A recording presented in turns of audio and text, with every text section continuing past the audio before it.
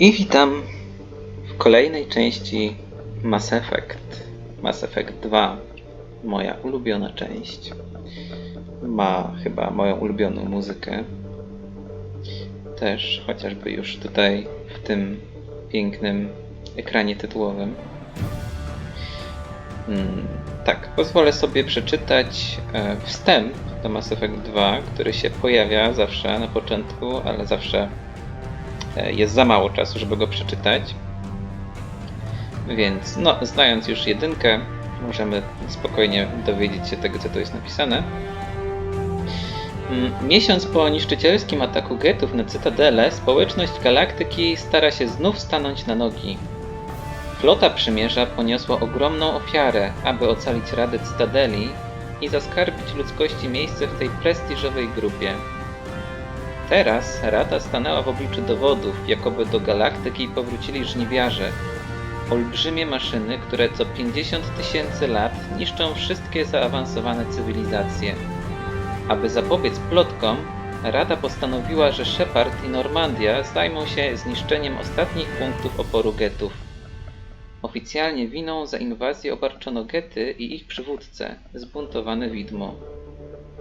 Jednak dla tych, którzy znają prawdę, poszukiwanie odpowiedzi dopiero się rozpoczyna. Tak jest, to wstęp do wspaniałej części drugiej. Tak, zaczynamy nową grę. Tylko zobaczę jeszcze, czy wszystko tu jest dobrze poustawiane. Okej. Nie wiem, czemu mi się wcześniej chciało samo zmieniać. No i tutaj mamy możliwość, i oczywiście z tego skorzystamy, importować postać z Mass Effect 1. Tak, mamy Johna Sheparda, poziom 57. Dobra, jeszcze chwilę zobaczę, jak to się nagrywa, zaraz wrócę. Okej, na razie jest w porządku wszystko, więc zaczynamy. Tak, tym razem mamy bardziej rozmaite ekrany wczytywania, no i nawet niedługie, więc może za dużo nie będę musiał wycinać. Tak, zagramy sobie na twardzielu, nie na szaleńcu, bo tutaj walka jest trudniejsza. Zdecydowanie, no a jeśli jednak się okaże, że nie, to sobie zwiększymy. Bo niższego na pewno nie będziemy ustawiać. No a wszystko pozostałe jest tak, jak było wcześniej, jeśli chodzi o te akurat ustawienia. No i tutaj mamy przebieg służby, czyli to, co w jedynce zrobiliśmy, najważniejsze rzeczy, które zrobiliśmy. No imię to akurat zawsze jest nieważne, bo Shepard na nas wszyscy mówią. Ranga, czyli nasz poziom, 57. Specjalizacja wojskowa adept. Profil psychologiczny. Prawość, tak. Komandor Shepard kroczy ścieżką sprawiedliwości. Jesteśmy bardzo dobrzy. I teraz właśnie prawość będzie oznaczana takim ładnym niebieskim symbolem. Status Wrexa. Przeżył na Wirmirze. Tak, to jest ważna informacja. Zaginiony w akcji. Ashley Williams ginie na Wirmirze. No niestety nie dało się wszystkich ocalić. Historia Rady.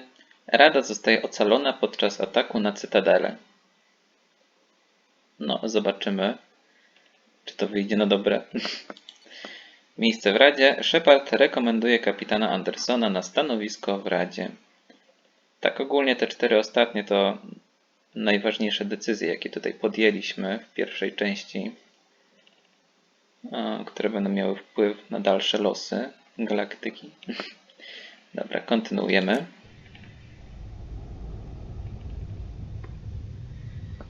I się zacznie nowy etap przygody.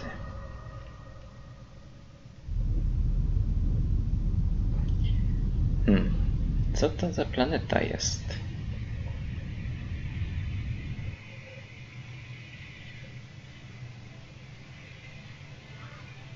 Shepard did everything right. More than we could have hoped for. Commander Shepard uncovered the truth. And still, it's not enough. We're at war. No one wants to admit it, but humanity is under attack. But they're sending him to fight Geth. Geth. We both know they're not the real threat. The Reapers are still out there. And it's up to us to stop them. The Council will never trust Cerberus. They'll never accept our help, even after everything humanity has accomplished. But Shepard, they'll follow him. He's a hero, a bloody icon. But he's just one man. If we lose Shepard, humanity might well follow. Then see to it that we don't lose him. Tak jest, jacyś tajemniczy osobnicy o naszym losie rozprawiają. A to jest to, co czytałem. Za chwilę to zniknie, dlatego czytałem to wcześniej. Tak. Poszukiwanie odpowiedzi dopiero się zaczyna. No i jesteśmy na tym patrolu w poszukiwaniu getów, niedobitków. Na naszej z pięknej Normandii. Disengaging FTL drives. Emission sinks active. Board is green. We are running silent. We're wasting our time. 4 days searching up and down this sector, and we haven't found any sign of Geth activity. 3 ships went missing here in the past month. Something happened to them. My money's on slavers. The Terminus system is crawling with them. Picking up something on the long-range scanner. Unidentified vessel. Looks like a cruiser. Doesn't match any known signatures. Uh-oh. Cruiser is changing course. Now on intercept trajectory. Can't be. Stealth systems are engaged. There's no way a Geth ship could possibly... It's not the Geth. Brace for evasive maneuvers!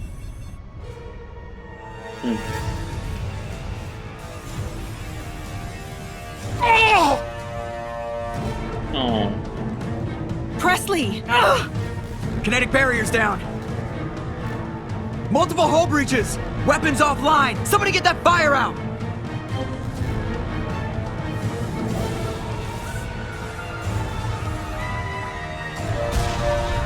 Nie bijcie Normandii. Tak, Kajdan biegnie w dziwnym pancerzu. Szczerze powiedziawszy. Shepard! Distress beacon is ready for launch. Will the Alliance get here in time? No, na pewno nie. No tak, ta opcja jest bez sensu. Ale teraz mamy fajniej te o wiele opcje ułożone, bo czasami Mass Effect 1 było tak, że były 3 opcje do wyboru, ale wszystkie tak naprawdę były tym samym. A tutaj zawsze Shepard coś innego powie. No, na pewno nie dotrą, więc weźmy tą opcję.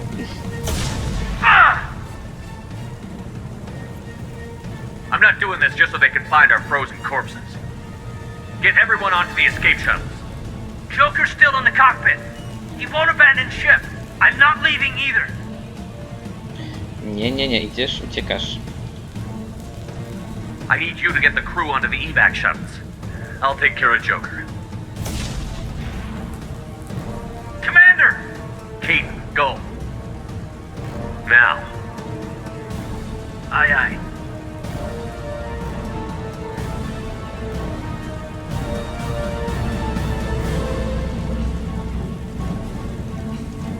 Everybody in! Go! Go! Go!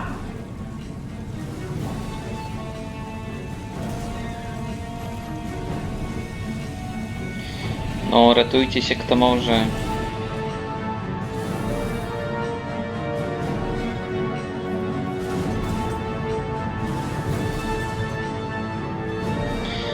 O, nasza Normandia jaka podzierawiona.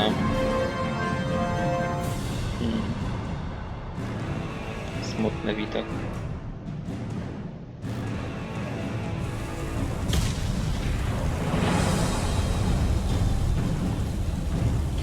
Tak, mamy teraz możliwość poruszania się. Tak, zaczęliśmy przy tych kapsułach sypialnych. mamy coś jeszcze w dzienniku. Prolog, uratuj Jokera. Normandia doznała ciężkich uszkodzeń, jednak Joker odmawia opuszczenia statku. Przedostań się do kokpitu. Dostań się do Jokera, do kokpitu na górnym pokładzie Normandii. Dobra. Tak, tutaj nic nie ma. No, nasz interfejs tutaj jest podobny bardzo jak wcześniej, tylko tym razem jest taki brązowo-pomarańczowy. I na dole mamy jeszcze zasoby nasze, zaznaczone wszystkie. No, na razie jesteśmy w prologu, to nie ma się co tym przejmować. Mayday! Mayday! Mayday! This is SSV Normandy! No, wszystko tu płonie. Jakoś nie widzi mi We've się. suffered heavy damage from an unknown enemy! Nie widzi mi się, by się udało tutaj to naprawić. Come on, baby, hold together. Hold together. Tak, i tu mamy ogromną dziurę. Mamy ładny widok na planetę, ale nasza mapa galaktyki oberwała. Ledwo zipie tam. No a swoją drogą zaatakowali nas jacyś wrogowie, z którymi nie mieliśmy jeszcze do czynienia. Nie widzieliśmy takiego statku wcześniej nigdy. Dobra, Joker. Zabieramy się stąd. Szybko. Zanim tu wrócą. No chodź, nie uratujesz już Come on, tego. Joker. We have to get out of here. No, I won't abandon the Normandy. I can still save her. The Normandy's lost. Going down with the ship won't change that. Yeah, okay. Help me up. They're coming around for another attack.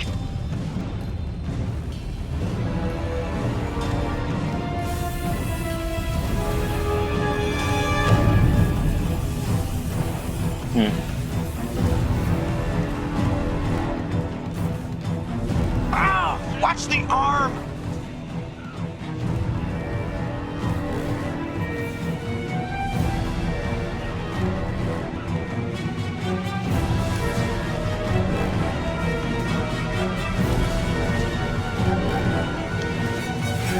Commander! Shepard!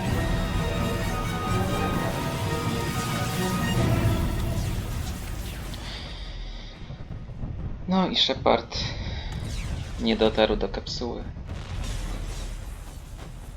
Czyżby tak się miała skończyć nasza przygoda?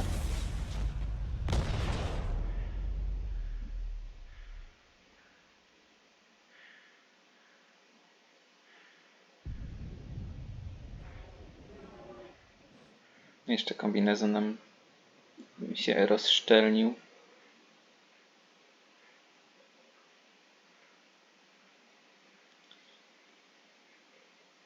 No, okropna sytuacja już na sam początek.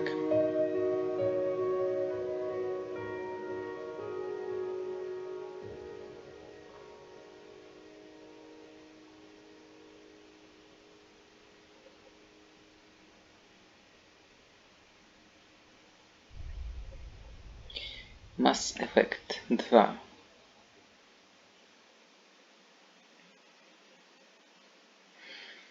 Tak, mamy tutaj też takie coś jak Mass Effect Geneza. Tak, to interaktywny komiks podsumowujący wydarzenia z Mass Effect 1. No, tutaj będzie parę takich troszkę uproszczeń sporych, ale jest całkiem fajny ten komiks, dlatego z całą pewnością go sobie zobaczymy. Tak, w tym czasie będę milczał.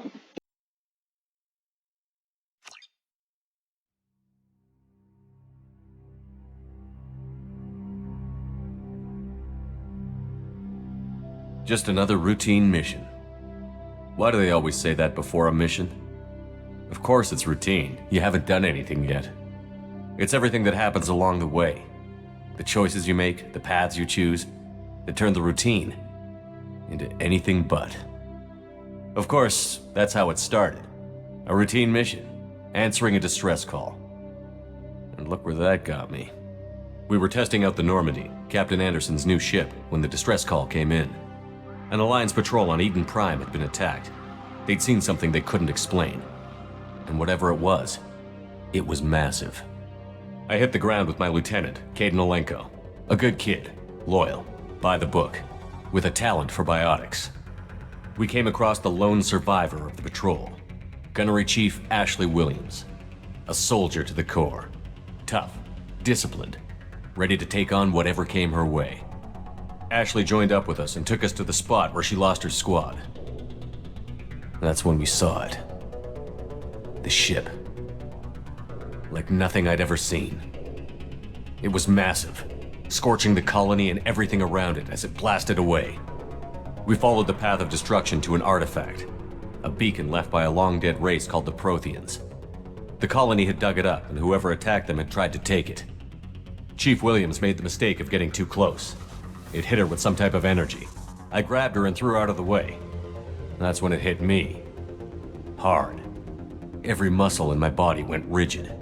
I couldn't move, could barely breathe. Everything went black. And then I saw something. A vision. Dream. A nightmare. By the time I woke up, we were halfway to the Citadel on our way to meet the Council. I was expected to explain what I'd seen. Anderson came along. So did Adina, our political representative on the Citadel. With those two heavyweights, it seemed reasonable we could persuade the Council that the ship we'd seen was a potential threat, as was the individual behind the attacks. The main suspect for the Eden Prime massacre was a Turian Spectre named Saren. He'd been seen by one of the survivors from the colony at Eden Prime, and there was some evidence to suggest that the ship was connected to Saren. But even Adina's pointed accusations weren't enough to convince the Council. They just couldn't believe one of their chosen elite Spectres could be guilty of something like that. They needed proof, which meant I needed proof. Fortunately, I wasn't alone in my search. Garrus, another Turian, wanted to help. A top agent for Citadel Security. Despite orders from his superiors that he shouldn't get involved, he told me he was suspicious of Saren, and he had some useful leads. More importantly, he was willing to share them.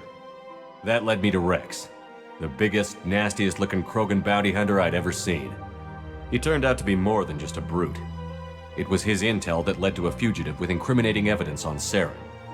The fugitive turned out to be an energetic little Quarian named Tali.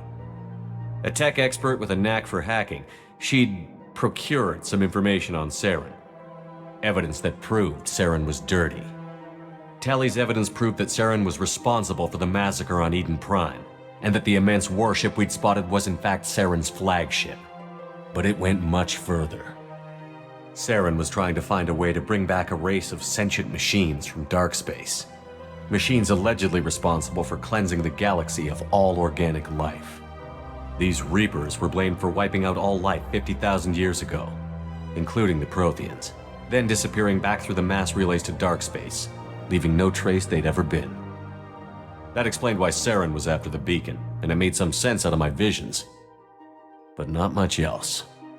We couldn't convince the Council that the Reapers were a threat, but they agreed Saren had to be stopped. They stripped him of his Spectre status and gave me the honor of becoming the first human Spectre. My first task? Bring down Saren. Anderson decided to stay behind, giving up his ship, the Normandy. He told me I would need it more than he would. He also pointed me in a direction. Liara, a Prothean expert, adept in biotics, and maybe most importantly, daughter of Benezia, Saren's top lieutenant. And like most Asari, as beautiful as she is intelligent, and born with a unique ability to meld with other species. Liara was able to help me decipher some of the vision the beacon had given me. Nothing concrete, but it gave me some clues. And a new appreciation for the Asari. Her technique for accessing my vision was unexpected, but not at all unpleasant. Ashley was a little concerned about the connection I shared with Liara. As commander, I knew either relationship had the potential to interfere with the mission. I decided discretion was the better part of valor, and kept my focus on our goal, finding Saren. Thanks to Liara's help, we had our next lead, Benezia. Saren had taken her to Novaria, where he'd enslaved a dangerous race of insect-like creatures, the Rachni. He ordered Benezia to use the same technique Liara had used on me to extract information from the Rachni Queen. The Queen's drones were everywhere, and they weren't happy. We had to fight through hundreds of them to get to Benezia. By the time we arrived, Saren was gone. With the information. I tried to reason with Benezia, but Saren had indoctrinated her. He had somehow acquired the ability to control people's actions and wills. Benezia wouldn't surrender, and Liara was forced to watch her mother die in her arms. And I was left with an angry, dangerous Rachni Queen to deal with. She claimed her drones would do no harm if I released her. But the Rachni had terrorized the galaxy before. I couldn't do it. I wouldn't doom an entire species for past sins. And the Queen was true to her word. She left and took her army of drones with her. With Saren's top lieutenant dead, it was quickly running out of time and places to hide. I tracked him down at his base on Vermeer, but we soon learned it was more than a base of operations. It was a breeding ground. Saren was breeding an army of Krogan. He'd found a cure for the genophage, a disease inflicted on the Krogan to prevent them from breeding and taking over the galaxy. But the Krogan Saren was breeding were slaves, mindless beasts that obeyed Saren's will. I had to destroy the base, and all its research. Rex disagreed. Violently. Rex wanted the genophage cure for his people. I tried to convince him to help me destroy it, that these Krogan weren't real. But he wouldn't back down. Fortunately, Rex is smarter than he looks. He realized this wasn't the way to help his people, and that Saren was the real threat. When we finally got to the center of the base, I realized just how close Saren was to completing his plan.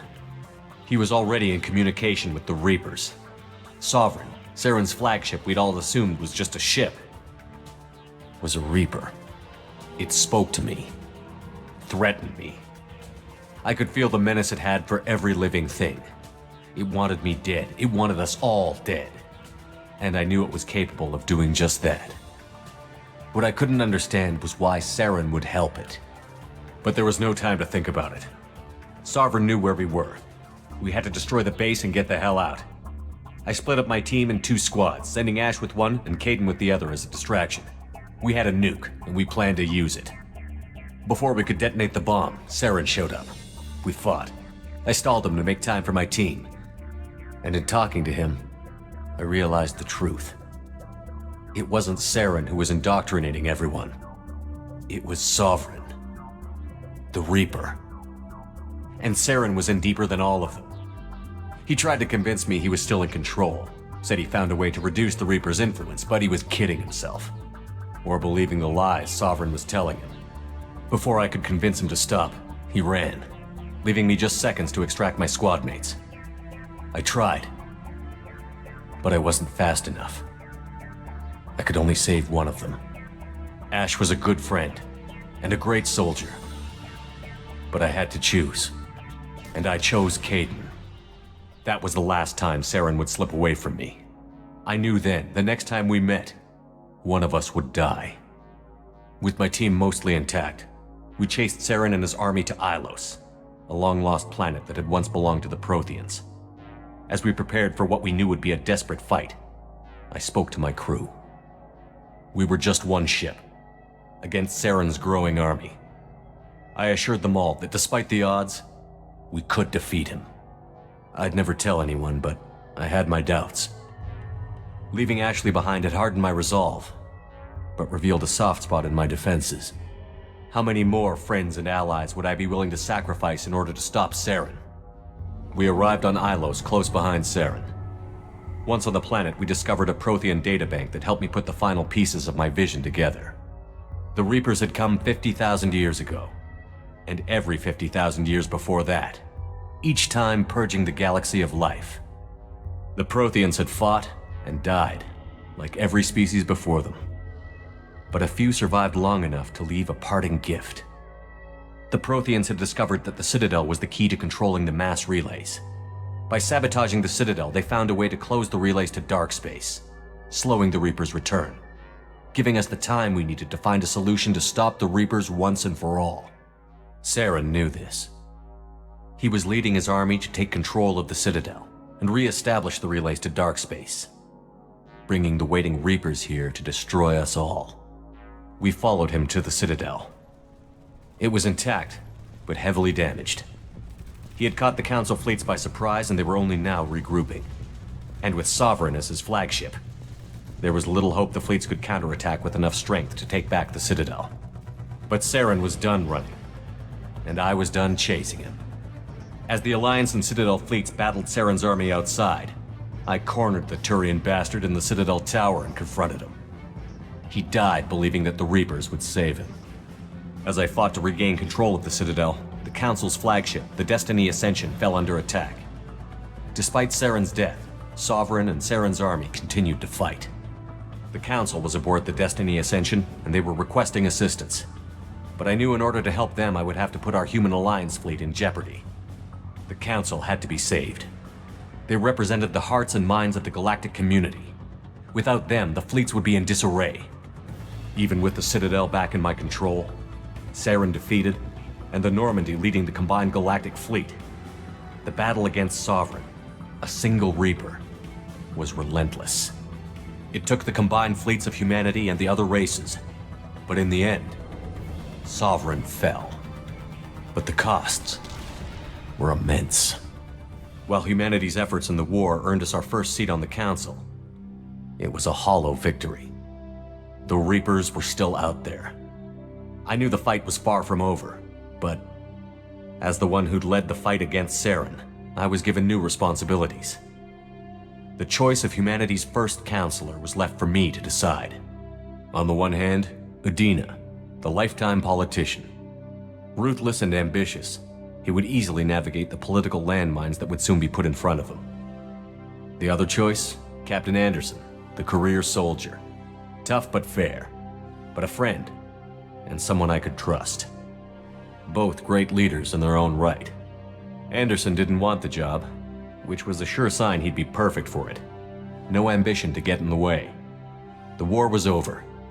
The threat had passed. In time, the Council would rebuild itself.